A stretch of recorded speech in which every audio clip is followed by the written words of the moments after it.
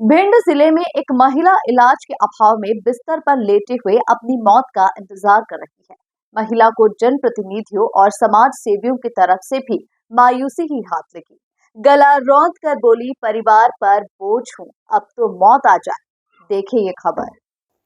भिंड जिले में गौरी किनारे के पास नएपुरा में निवासरत महिला नुरफ्सा 7 महीने पहले छत से गिर गई थी और गिरने के बाद उनकी स्पाइनल कॉर्ड में चोट आ गई।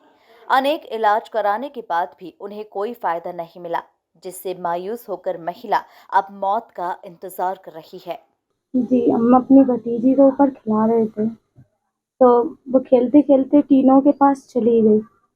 फिर उसके बाद वो गिरने को जैसी हुई तो हमने उसको पकड़ने की कोशिश करी, तो फिर हम उसके ज़रिए सब नीचे गिर गए। हम नीचे गिरे तो फिर वहाँ पर नीचे पत्थर-वत्थर डले थे, तो इसलिए उसकी वजह से मेरी रीढ़ में लगी, तो फिर इस शरीर की जान निकल गई। उसके बाद जिस चीज़ का इलाज होना चाहिए वो करा नहीं, और मुझे आईसीयू में भर्ती करने वाली सीरियस हालत तो थी नहीं। कोई मेरा बेड सॉल्व पड़ रहा था, तो बेड सॉल्व का इलाज होना चाहिए था। कोई बेड सॉल्व का इलाज नहीं हुआ। बेफिजूल में उन्होंने पैसे काटे आयुष्मान से थोड़े बहुत। फिर उसके बाद हमारे घर वाले जब थक गए, देख लिया उनने बहुत सारे पैसे ले लिए। पापा ने उधार करके पैसे, कहीं किसी से कर्जा ले रहे हैं, कभी किसी से ले रहे हैं, तो कर्जा ले लेके बहुत पैसे उधार कर चुके थे। तो फिर वो थक गए, कहने लगे इन्हें क्या करना है, तो फिर अब घर पे लेके आए। घर पे लेके आने के बाद फिर उन्होंने कहा कि कहते घर पे लेट आ रहे हुए कुछ नहीं हो रहा है, हॉस्पिटल ले गए। हॉस्पिटल वाले कहने लगे इनका बेड सॉल का इलाज कराना ज़रूरी है। भैया देखो, जान रहेगी तो फिर इंसान पैसे भी कमा सकता है, जान नहीं रहेगी तो पैसे कमा ही नहीं सकता। तो इसलिए फिर घर वालों ने सोचा चलो इतना कर्जा हो गएगा थोड़ा सा और से। फिर उनने कोशिश करी, फिर ग्वालियर ले गए। ग्वालियर में इलाज चला। ग्वालियर में आयुष्मान कार्ड चला नहीं। ग्वालियर में पैसे चाहिए थे उनको, वहाँ पर भी बेड-सॉल का इलाज चला, तो उन्होंने इलाज इतना करा नहीं।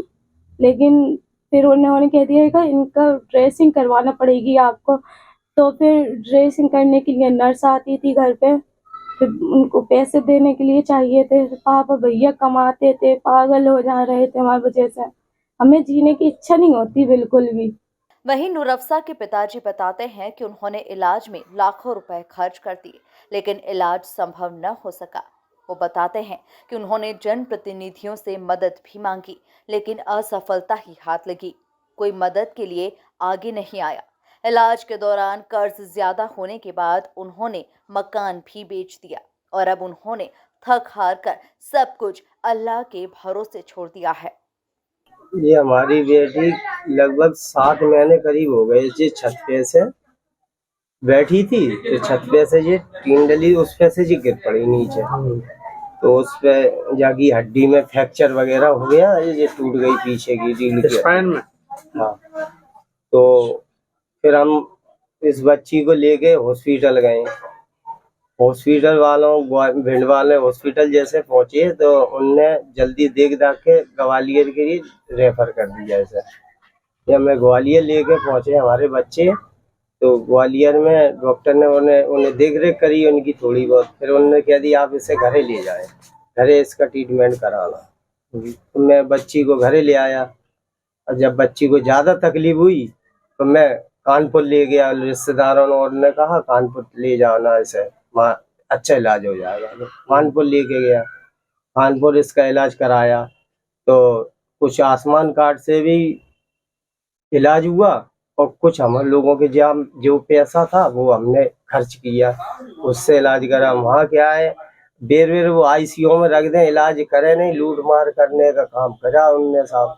पैसा लूट मार लिया और उसके बाद में कह दिया आप बेटी को अपने ले जाए घर।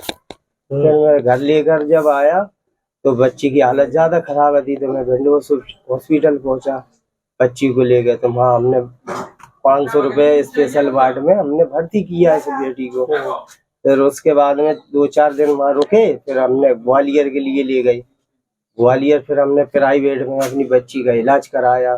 बहरहाल अब देखना होगा कि जिला प्रशासन से लेकर जनप्रतिनिधि इस मामले में क्या कदम उठाते हैं और गरीब का कोई इलाज करवाता है या नहीं।